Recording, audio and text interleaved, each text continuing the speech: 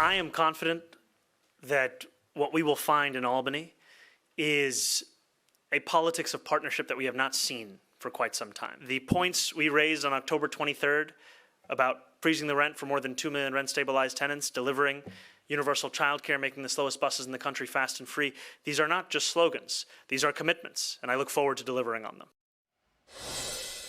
That's New York City Mayor-elect Zohran Mamdani and working with New York Governor Kathy Hochul to raise taxes and enact his socialist agenda for New York. My next guest, New York Congresswoman Elise Stefanik, is running to unseat Kathy Hochul as governor of the Empire State next November and stop Mamdani from implementing his socialist policies. The race is seen as one of the most pivotal in the country following Mamdani's victory, as the governor of New York has the power to remove the mayor of New York City based on charges, according to the city's charter. Joining me now is the woman herself, New York gubernatorial candidate and House GOP leadership chairwoman, Elise Stefanik. Congresswoman, good to see you. Thank you so much for being here. How will you unseat Kathy Hochul? Give us the plans. Well, first of all, Kathy Hochul is the worst governor in America. New York ranks #1 when you consider how unaffordable New York is. We have the highest taxes in the nation, the highest energy costs, the highest grocery prices, the highest rent. The list goes on, Maria, and it's a result of Kathy Hochul's single-party Democrat rule. The reality is a Democrat has been in the governor's office for nearly 2 decades as of next year. And when New York was looking for leadership in the midst of this mayoral race, what did Kathy Hochul do? She bent the knee to this communist, defund the police, tax hiking, soon-to-be mayor of New York City. And make no mistake, Maria, Kathy Hochul said that she would not raise taxes, even though she has a record of doing so.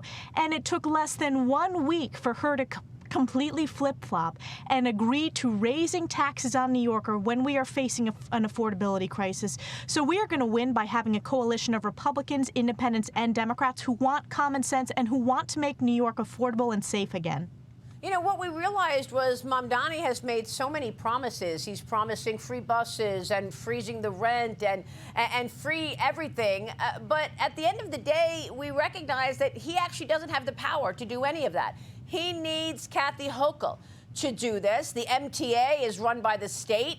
You know, a board is deciding on rent. So will she go along with Mamdani? And if you were in power come 2027, would you move to take out Mamdani because you have that ability in the charter?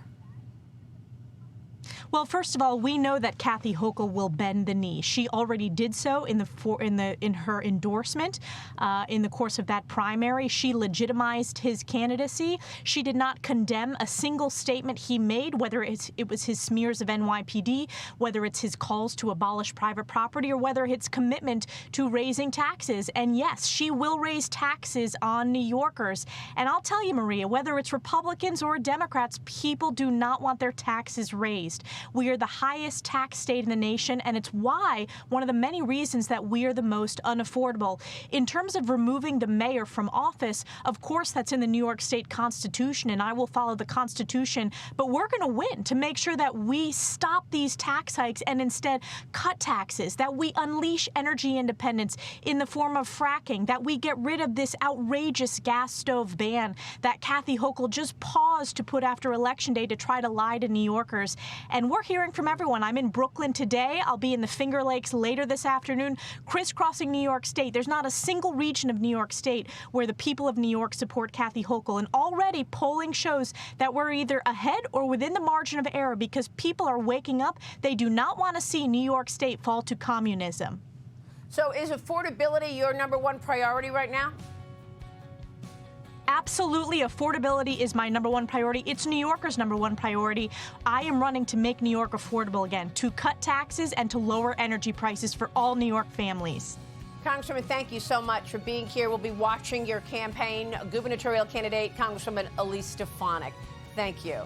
Hey, it's Will Kane. Click here to subscribe to the Fox News channel on YouTube. It's the best way to get our latest interviews and highlights. And click to subscribe to the Will Kane podcast for full episodes right now.